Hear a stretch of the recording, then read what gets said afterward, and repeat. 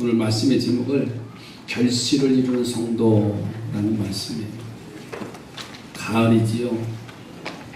아침에 자고 일어나면요, 심어놓은 배추가 쑥쑥 자라요. 옥상에 한 40포기 제가 배추를 지금 심어놨어요. 그런데 어린 배추물을 갖다 심었더니 아침에 일어나면 애벌레가 다 밟고 먹어. 그걸 잡아주지 않으면 심어놓은 거 가지고 되지 않더라고요. 오늘 아침에도 어떤 놈이 밟고 먹었나 하고 물 주면서 보니까 어느 정도 포기가 조금 자라니까 벌레가 안 달려드는데 아주 여릴 때는 참 신기하게도 한 포기에 한 애벌레가 나와서 잡아먹더라고요. 우리 신앙도요, 자라지 못하도록 벌레들이 갉아먹으려고 해요. 그러니까 매일매일 신앙을 점검하시기 바라요. 정말 옆에 보고 매일매일 신앙 점검하시기 바랍니다. 나는 옥상에 배추를 심어놓고 그 진리를 전혀 몰랐는데 아주 신기하게 모든 포기마다 다요. 좀 늦게 3일 만에 올라갔더니요, 다 갉아먹었어. 이놈 갈라가 먹으면 더 커져요. 조그만 놈들이 있는데 잘 보이지 않는 놈들이 많아요.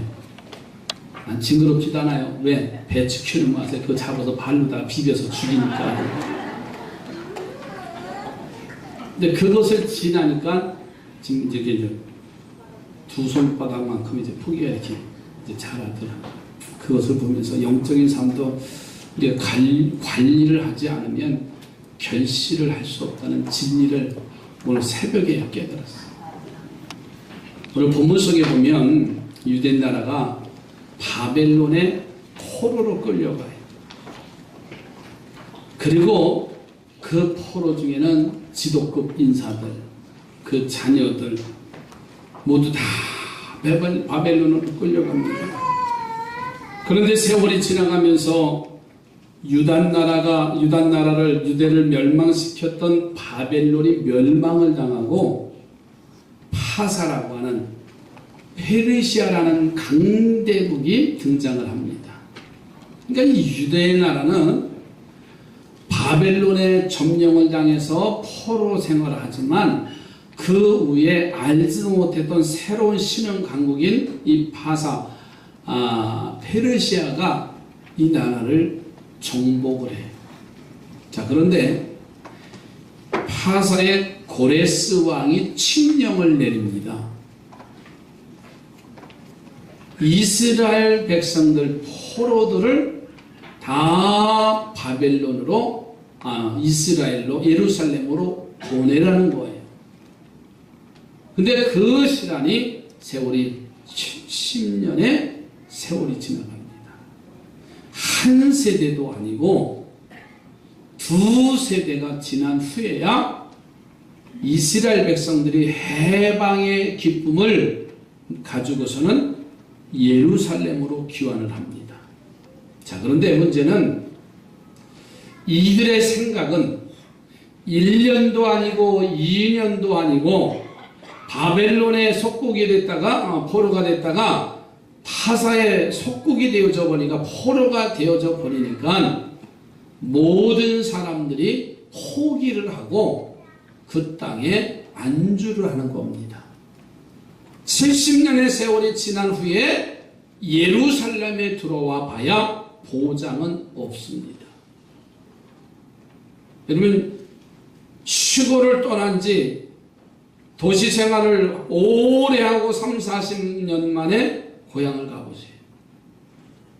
내가 살던 집은 다 폐허가 됐어요. 아마 혹사 다 주저앉았을 거예요. 그 앞마당이 넓은 것 같았고 내가 살던 집이 대궐과 같은 집이었던 것 같은데 가서 보면 뒷관 같아요. 그런데 가서 살라고 하니까 기가 막힌 거예요. 돌아온다고 어떤 것도 보장도 받지 못하고 그들은 그동안에 모든 이루어놓은 것을 다 포기하고 예루살렘으로 돌아오는데 그 돌아오는 사람들의 모습을 기록한 것이 오늘 시편 126편의 말씀이에요. 이 모습을 보면서 참된 삶의 결실을 이루는 사람은 이렇게 사는 거구나 하는 말씀을 깨달을 수가 있어요. 저는 그래서 이 아침에 결실을 이루는 성도의 모습을 찾아보려고 합니다. 결실을 이루는 성도의 첫 번째는 구원받은 자의 삶을 살아야 됩니다. 당시의 이스라엘 사람들은요, 세월이 많이 지나고 나라까지 뒤바뀌어서 기대도 안 하고 거의 포기한 상태. 그런데 그때 갑자기 나라가 해방됐으니까는 여러분 그 기쁨이 얼마나 감격스럽겠어요. 그래서 그들은 세 가지의 반응을 보입니다. 기대하지 않았던 일들이 내게 와 있으면 첫째는 꿈꾸는 것 같은 삶을 사는 거예요. 여러분 1절에 보세요. 여호와께서 시온의 포로를 돌려보내실 때 우리는 꿈꾸는 것 같았도다. 70년 만에 그 포로 생활에서 귀환하는데 느닷없이 바사왕 고레스 왕이 칙령을 내려서 이 포로들을 다 보내라고 하는 그 소식을 들었어. 너무나 놀라운 좋은 소식을 당하면 뭐라 그래요? 이게 꿈이냐? 이게 생시냐? 얼굴을 뜯으면서 꼬집으면서 이게 정말 어떻게 된 일이? 실감이 안 나죠? 복본이 20억 받았다고 생각해보죠. 전혀 생각하지 않았는데 막 감출 수도 없는 거예요. 숨겨야 되는데 왜? 돈 많아서 다 뜯어먹을 사람들이 다 다니잖아요. 너무 좋아서 꿈처럼 생각되는 삶을 살았다는 거예요. 또 한 가지는요, 2절에 보니까는 그때 우리 입에는 웃음이 가득했다. 뭐가 가득했다고요? 웃음이 가득했대요. 너무나 감사하고 좋아서 얼굴에는요 웃음을 감출 수가 없어. 옆에 사람 얼굴 좀 한번 보세요. 왜 이렇게 인상을 아침부터 찡그려요? 아주 무서워요. 그냥 우리 집사람처럼 제목이라도 닉네임이라도 스마일이라도 좀 지어봐요. 참 저도 웃는 모습이 잘 안 돼. 이 얼굴 표정을 관리하지 못하는 게 참 제 약점이에요. 그런데 너무 좋으니까 이 얼굴에 감출 수가 없는 거예요. 그래서 너무 좋아서 계속 웃는 사람을 뭐라 그래요? 입이 어디에 걸렸다고요? 귀에 여기에 걸렸대요. 어떻게 이게 걸려요? 너무 좋아서 웃음이 그칠 수가 없어서 계속 웃다 보니까 마치 귀하고 연결되어진 것 같은 입이 만들어졌다는 거예요. 여러분 아시안게임이 인천 아시안게임이 벌써 오늘 금요일날 이제 개회식을 해요. 16세 동안 이제 각 운동장에서 우리 인천 시민들이 관심이 없는 것 같아요. 벌써 됐나? 그러시는 것 같은데 벌써 돼서 금요일날 개회식을 하는데 사실은 입장료가 너무 비싸요. 얼마냐? 100만 원. 그것도 모르시는 거예요? 나만 하나 봐. 100만 원에 100만 원. 그리고 제일 꼴등석이 얼마냐? 20만 원. 저 보이지 않는 꼭대기. 근데 그건 벌써 이미 다 매진이래요. 그리고 양 사이드에 얼마냐? 50만 원. 갈래도 못 가. 그런데 그 얘기를 하려고 하는 게 아니라 금메달 딴 사람들의 모습을 한번 상상해 보세요. 올림픽에 금메달 딴 사람들의 그 표정 너무너무 좋아서요 웃음을 감출 수도 없고요. 아마 런던 올림픽인가요? 동서지간의 그 유도인가 그 동서지간의 감독이고 하나는 동서예요. 제자지요. 그래가지고 좋아가지고 그 매트에다 매덩이 치고 막 안고 그런 광경을 한번 보세요. 감출 수가 없는 거 좋았어. 우리가 예수 믿는 사람은요 이 구원의 기쁨을 감추지 않기를 바랍니다. 그래서 옆에 분을 우리 웃으면서 합시다. 예배당 나갈 때는요, 곤란 것처럼 하지 마시고요, 은혜 받은 것처럼 막 하고 나가야 저도 좋지요. 아주, 내가 오늘 보니까는 이 안내하는 분들이 자리 싸움을 이렇게 이쪽으로 앞으로 다음 주부터는 자리를 바꿉니다. 하도 내 자리라고 거기에서 딴 사람이 앉으면 은혜가 안 되는 것 같은데 자꾸만 자리를 앞뒤로 바꾸고 좌우로 바꿀 거예요. 성가대만 놔두고. 그 자리가 아니면 딴 사람이 앉았으면 은혜 벌써 아이 기분 나쁘네. 그래 보라는 사람 한두 사람 꼭 있어. 또 그 자리 좀 들어가려면 또 안 들어가고 들어가래. 그러니까 얼마나 서로 미안해. 웃으면서 아멘이죠. 아주 일찍 온 사람부터 아예 이제 앞으로 안내하는 분들이 얼마나 어려운지 몰라요. 이리 가라고 하면 골라가지고 저리 가고 집으로 안 가길 다행이지 지금. 아주 어려운지 얼마나 어려운지 몰라요. 그냥 안내원들은 웃으면서 이리 가라지 말고 막 그렇게 해야 되잖아. 여러분 웃음이 가득해야 됩니다. 웃으면 알긴 잘할지요. 어렸을 때 코미디 제목이 구봉서 배상령, 곽규석, 남철, 남성남. 참 이 어렸을 때 이 기억이 참 무서운 거예요. 웃으면 복이 와요라는 그게 평생 지금 가는 거예요. 그런데 우리는 알면서도 웃지 않는 게 문제잖아요. 다시 한번 옆에 분 손가락 잡고 웃으면 삽시다.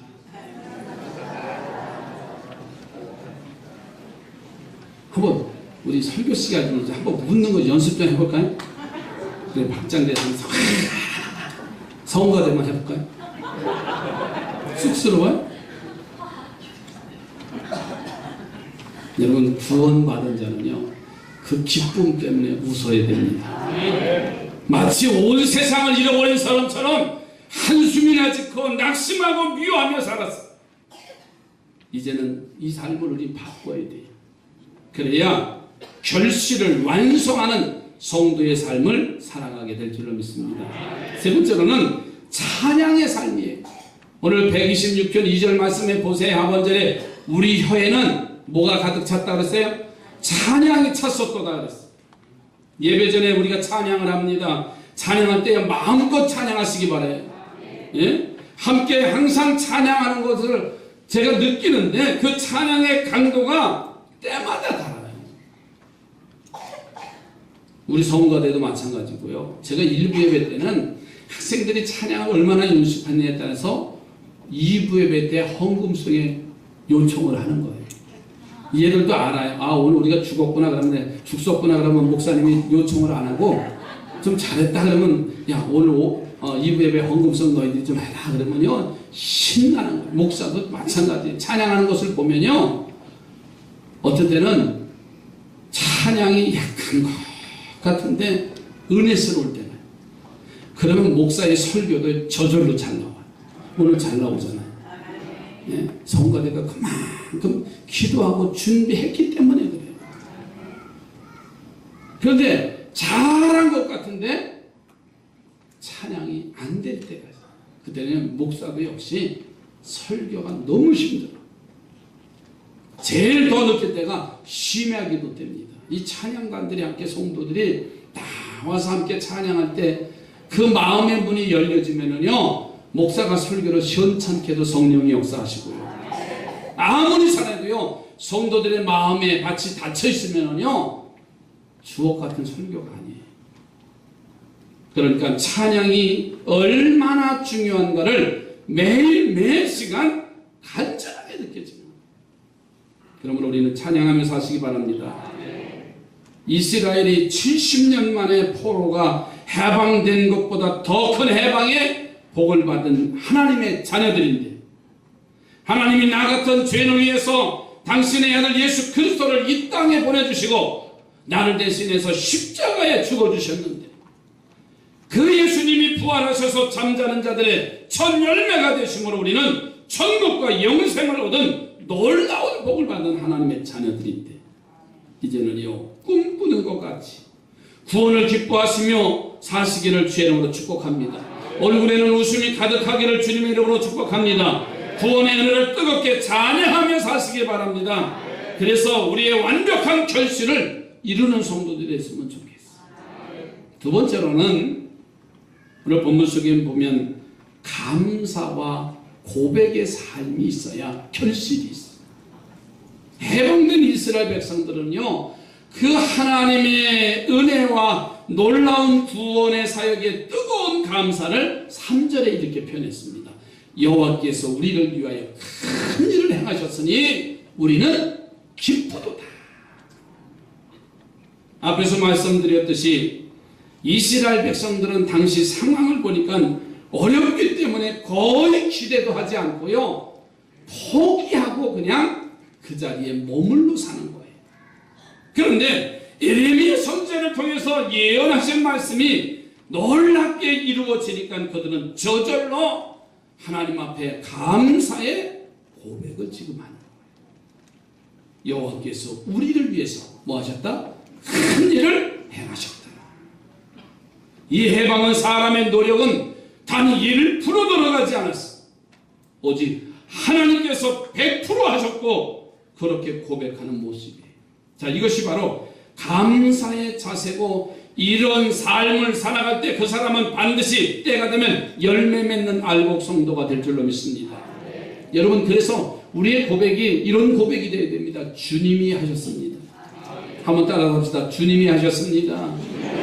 내가 잘해서 이기고 내 사업에 내가 열심히 해서 잘 된 것 같지만 주님이 하셨습니다라는 그 믿음의 고백과 감사의 표현이 있어야 된다는 거예요.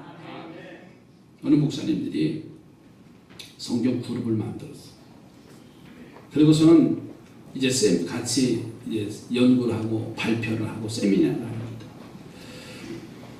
그런데 그 모임에서 어느 날 이런 제안을 했어요. 왜 교회가 전도가 안 되냐?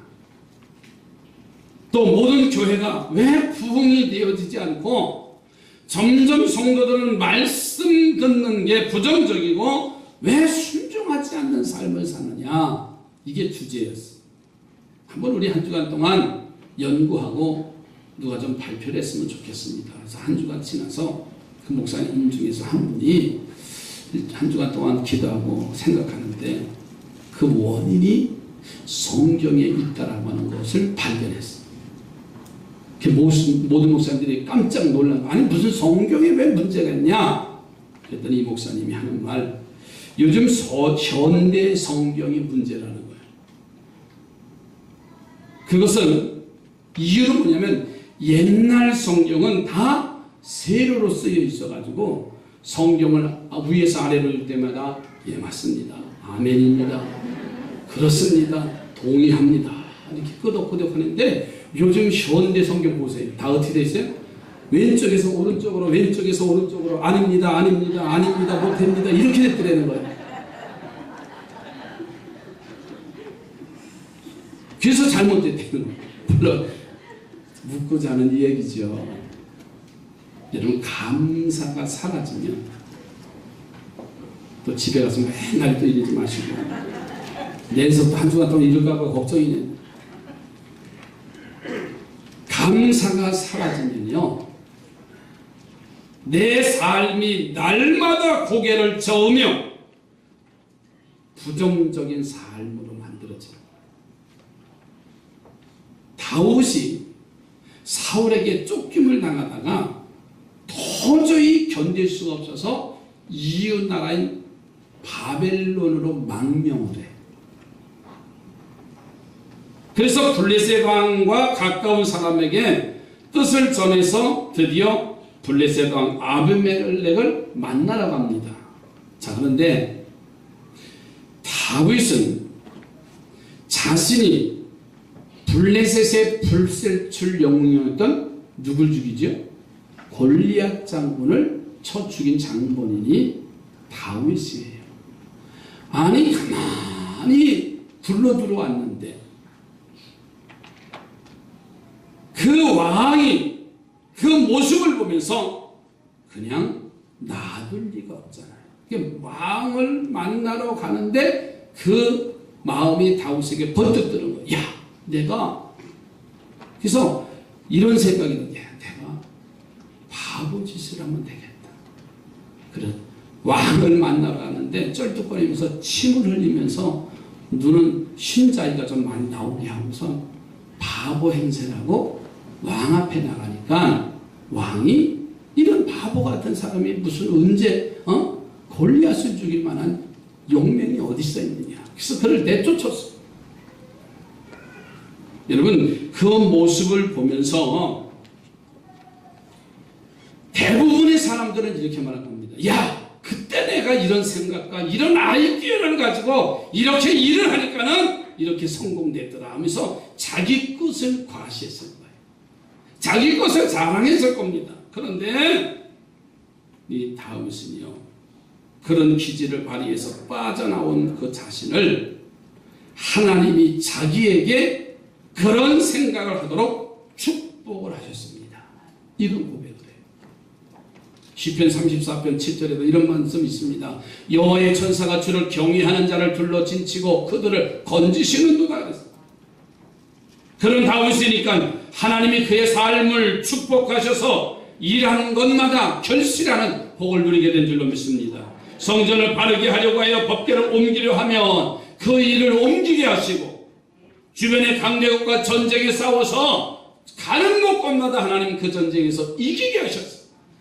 수백 년 동안 이스라엘 나라 가운데 서 있는 예루살렘에 이방 사람들이 그때까지 살고 있었는데 그것을 찾으려고 하니 하나님이 도와주셔서 그것을 회복시켜 나라의 수도로 삼게 하시고 그것에 하나님의 성전을 짓는 은혜까지 그의 아들 때에 세워지게 하셨어요. 여러분, 감사의 고백을 하면 주님이 그 일을 이루어 주실 줄로 믿습니다. 사업을 하든 어떤 일을 하든 내 입술의 고백이 되시기 바랍니다. 주님이 하셨습니다. 내가 잘해서 내 기술이 좋아서 내 경험이 좋아서 물론 중요하죠. 그러나 그 고백 위에 하나님이, 주님이 그런 지혜를 주셔서 하셨습니다라는 그 순간은 하나님이 채워주신다. 날마다 하나님께 감사하시기 바랍니다. 그 은혜를 고백하시기 바랍니다. 가끔이 아니라 매 순간마다 내가 그런 고백을 해야 돼. 나는 0%고 하나님이 100% 이루어주셨다고 감사하십시오. 그러면 우리의 삶을 주장하셔서 열린 문에 복을 주실 줄로 믿습니다. 그리고 우리가 하는 일마다 결실할 거예요. 세 번째로는 오늘 본문 속에 보면 울며 씨를 뿌리시기 바랍니다. 5절 6절 말씀에 보면 눈물을 흘리며 씨를 뿌리는 자는 기쁨으로 거두리로다. 6절에 울며 씨를 뿌리러 나가는 자는 반드시 기쁨으로 그 곡식단을 가지고 돌아오리라. 대부분 농부들은요, 씨를 뿌릴 때는 희망을 가지고 뿌려요. 야, 여름이 되면 많은 수확을 거두겠지. 그냥 힘들게 일하는 사람 없어. 제 부모님 농사 짓는 걸 보면요, 포도를 다 따고 나면 가을서부터 일하세요. 그 겨울에 가지를 다 채우고 거름을 주고 봄에 또 여름에 그 더위에 밤낮으로 일하시는 거예요. 그런데요, 하지만 또 골라면서 안 하시더라고요. 농부들은요, 일하면 기쁨을 합니다. 그게 농부의 마음이에요. 이 씨를 뿌리면 많은 결실을 거둘 것이라는 그 기대를 가지고 하잖아요. 그런데 본문에 보니까 울며 씨를 뿌리는 사람의 이야기예요. 울며 씨를 뿌리는 사람. 그것은 현재가 어렵다는 것이 아니라 미래가 더 어렵다는 의미를 여기서 말합니다. 대부분 우리들의 삶은 현재가 어렵습니다. 그래서 장래의 내일의 희망을 가지고 현실을 우리가 이겨내잖아요. 자, 그런데 본문에는 그런 상황의 이야기를 하는 것이 아니라 미래가 현재보다 더 어렵다는 이야기예요. 다시 말해서 지금도 어려운데 다가오는 내일도 미래도 어렵다는 거예요.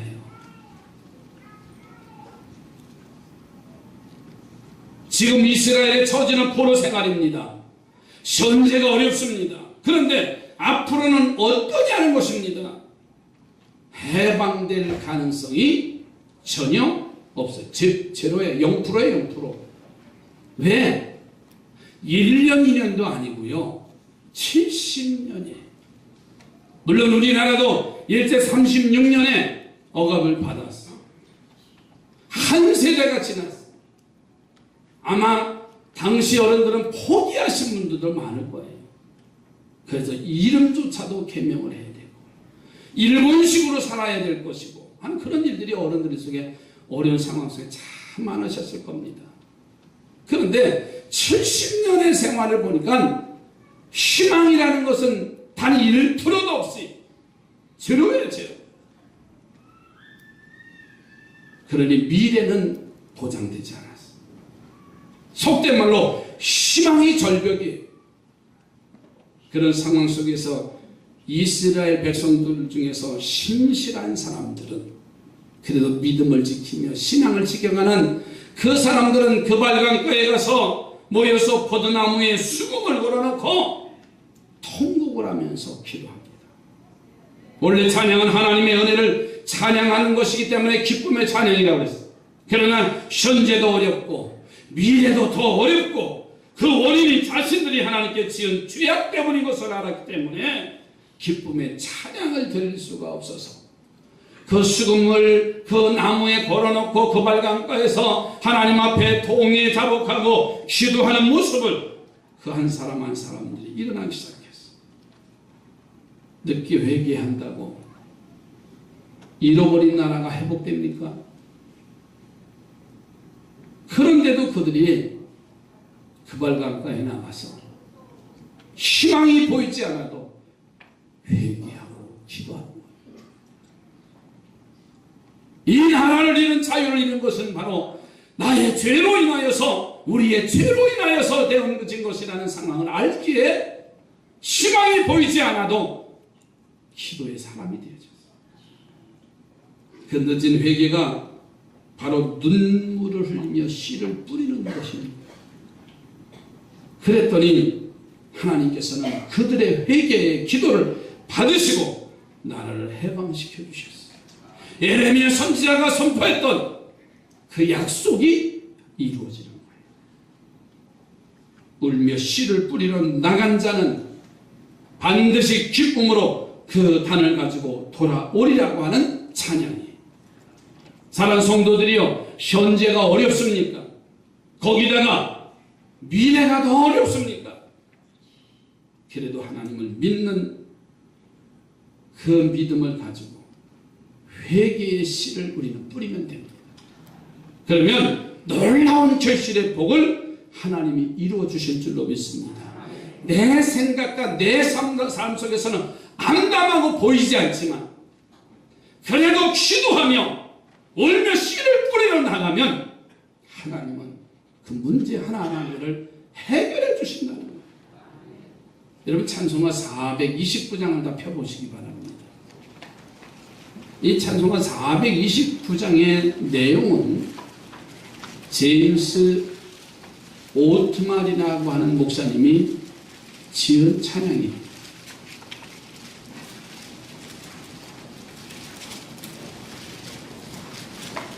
찬송가 그 좌측이죠. 좌측 위쪽에 보면 제목 아래 제임스 오트만, 제이하고 오트만이라는 목사님이 지은 곡입니다. 이 찬양이시. 이 목사님의 모습을 보면 청년 시절에 믿음의 가정인데 믿음의 삶을 살아가지 않고 세상을 쫓아 사는 사람. 아니 청년 시절에 병이 들어서 병원에 입원해서 중환자실에서 임종을 지켜보는 거예요. 그의 가족들이 다 이제 하나님의 부르심을 기다리는 그런 과정인데 하나님께서 그래도 그를 사랑을 하시는데 그에게 자신이 살아온 삶을 혼수 상태에서 환상으로 보여주시더래요. 오트만이 보니까는 자기가 어린 시절에 높은 곳에서 쓰러져서 떨어져 죽게 되는데 어느 큰 손이 받아서 나뭇가지 위에 떨어지게 하는 장면이 보이더래요. 독사가 자기 발뒤꿈치를 물려고 하는데 큰 손이 나타나서 뱀의 머리를 누르는 장면을 보는 거예요. 친구들과 싸우다가 상대편 친구가 몽둥이를 들고 뒤통수를 치려고 하는데 큰 손이 나타나서 이 몽둥이를 든 손 잡더래요. 이 오크만이라는 청년은 그 큰 손이 하나님의 손이라는 것을 깨달았어요. 하나님이 그렇게 나를 돕고 계셨는데 나는 세상에 원망만 하고 악의 길로 갔구나 하고 이 혼수 상태에서 그때서야 깨달은 거예요.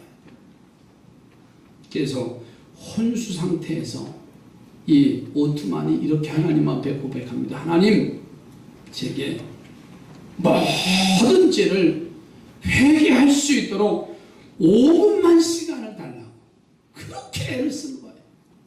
이제 하나님이 그의 생명을 아마 그 주위에 지키고 있던 가족들은 이제 숨이 거둘 그 시간만 기다리고 있는 그 상황에 하나님이 나타나서 그의 혼수 상태에서 그의 모습을 보면서 하나님, 내게 5분만 시간 달라고, 내게 회개할 시간을 달라고.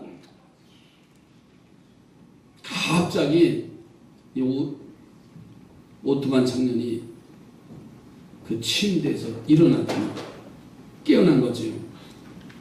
가족들도 쳐다보지도 않고 눈을 감고 무릎을 꿇고 그 자리에 엎드려서 회개 기도를 시작하는 거예요. 5분, 10분, 1시간, 2시간 회개 기도하는데 그의 목숨을 하나님이 거두어 가시지 않더래.